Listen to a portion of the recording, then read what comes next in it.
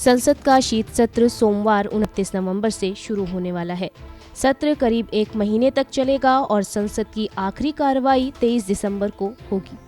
PM Modi के 19 नवंबर को कृषि कानूनों को रद्द करने के ऐलान के साथ ही लोकसभा की कार्रवाई को लेकर चर्चा तेज हो गई थी।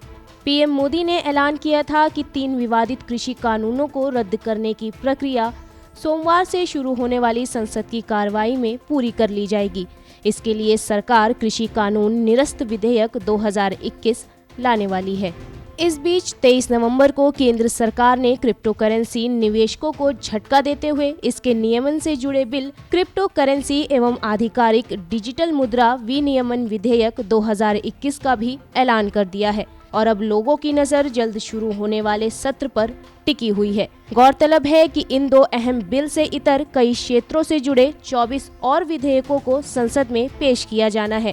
पेश है इन विधेयकों पर एक रिपोर्ट। सरकार की तरफ से ये बिल 29 नवंबर से शुरू होने वाले संसद के शीत सत्र में पेश किया जाएगा। विधेयक 3 विवादित कृषि कानूनों को रद्द करने के लिए लाया गया है। बिल के तहत Farmers Produce and Commerce Act 2020, Essential Commodity Act और Farmers Agreement on Price Assurance and Farm Services Act 2020 को निरस्त करने का प्रस्ताव है।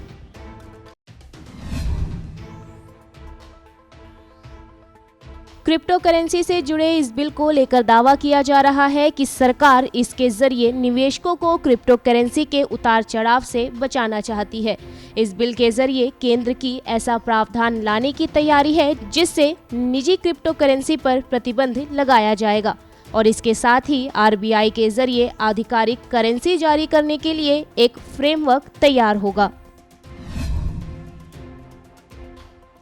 ये विधेयक 2 सरकारी क्षेत्रों के बैंकों के निजीकरण से जुड़ा है।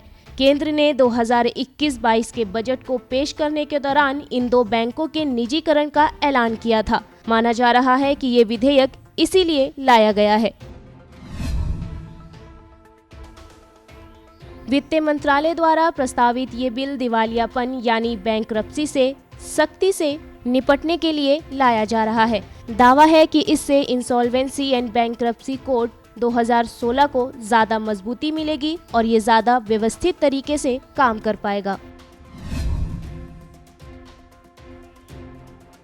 इस विधेयक को भी संसद में पेश किया जाना है। बिल का उद्देश्य महिला और बच्चों समेत मानव तस्करी को रोकना और अपराधियों के खिलाफ कार्रवाई सुनिश्चित करना है। ये बिल 2019 में ही लोकसभा में पारित हो चुका है, जिसके बाद बिल को राज्यसभा की एक सेलेक्ट कमेटी के पास भेजा गया था। अब बिल को संसद के उच्च सदन में पेश किया जाएगा।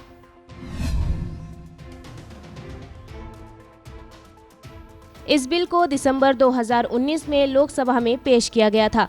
बाद में इसे सामाजिक न्याय और आधिकारिकता के लिए स्थायी समिति के पास भेजा गया था। बिल आगामी संसद सत्र के लिए सूचीबद्ध है। संसद के शीत सत्र में कई और बिल जैसे national institute of pharmaceutical education and research संशोधन विधेयक 21, सहायक प्रजनन प्रौद्योगिकी विनियमन विधेयक 2020 और डैम सेफ्टी बिल आदि सूचीबद्ध हैं। इन विधेयकों के अलावा संसद सत्र के दौरान 3 अध्यादेश भी लाए जा सकते हैं। इनमें एनडीपीएस संशोधन विधेयक 21, केंद्रीय सतर्कता आयोग संशोधन विधेयक 2021 और दिल्ली विशेष पुलिस स्थापना संशोधन विधेयक 2021 शामिल हैं। सरफरोशी मोमिन, गो न्यूज़।